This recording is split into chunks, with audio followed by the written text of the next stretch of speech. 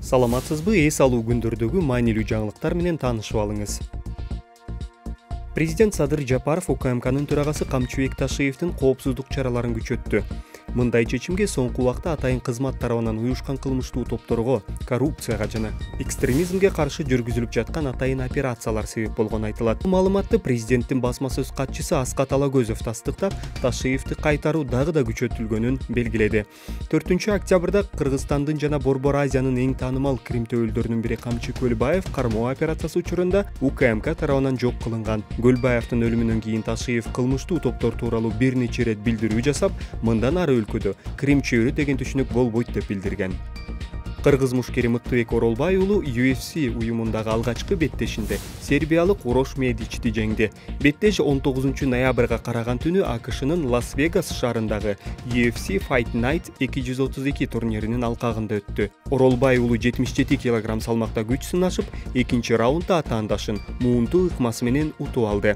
Турнирдин башында Медич менен америкалык мушкер күч сынашары айтылган. Бирок белгисиз себептерден улам атаандашы беттешке чыкпай, анын ордуна кыргыз мушкери беттешүүгө макул болгон. Оролбай уулу дүйнөдөгү эң белгилүү деп саналган UFC уюму менен азырынча жалпы 4 беттешке келишим түзгөн.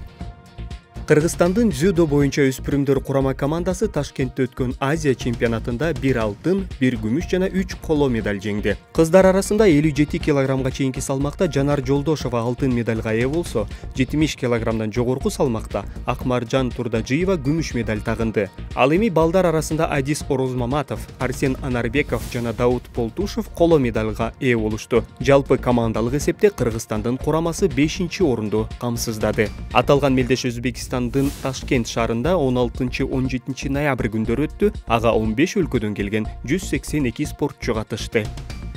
Мындан ары мамлекеттик кыргыз фармация ишканасы өлкөдөгү саламаттык сактоо уюмдарын дары-дармек менен камсыздайт. Тиешелүү токтомго министрлер кабинетинин төрагасы Акылбек Жапаров кол койду. Билдирүүдө Минкап өлкөдөгү мамлекеттик жана муниципалдык бейтапкана менен ооруканаларга медициналык каражат жеткирүү боюнча борборлоштурулган тармак түзгөнү айтылат. Буга чейин июнь айында кыргыз фармация ишканасына дары-дармек жана медициналык буюмдарды сатып алуу максатында 1 миллиард сом бөлүнгөн. Мамлекеттик ишкана үстүбүздөгү жылдын март айынын аягында түзүлгөн. Анда дары-дармекти компаниялардан түз сатып алууга жол ачылары айтылган. УКМКнын төрагасы Камчыбек Ташиев маркум Крим төбөл Камчы Көлбаевга таандыктелип, атайын кызмат тарабынан камакка алынган батирлер мамлекеттик компания аркылуу элге ипотекага берилерин билдирди. Ал 17 ноябрда УКМКнын кезектеги жаңы имаратынын ачылышында сөз сүйлөп жатып, Көлбаевдин байлыгы үй бүлөсүнө кайтарылган мүлктөр тууралуу маалымат берди. Биз Көлбаевдин аялына, балдарына, туугандарына мыйзам бузбаса тийбейбиз. Мына аялы бир ресторанын унаасын сурады. Жан багыңыз деп бердик. 3 кызына 3 батир бердик.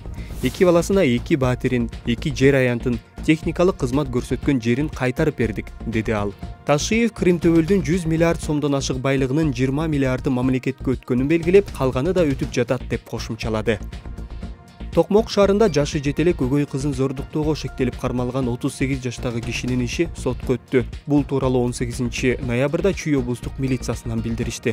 Маалыматка ылайык, өспүрүм кыздын зордукталганы тууралуу август айында белгилүү болгон. Социалдык коргоо кызматкери кыздын өгөй атасы анын алсыздыгынан пайдаланып, февралдан бери зордуктап жүргөнүн айткан.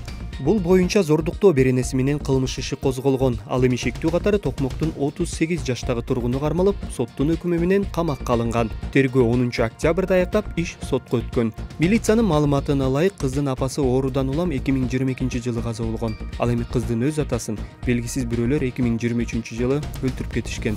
Буга байланыштуу кыз өгөй атасы менен калган.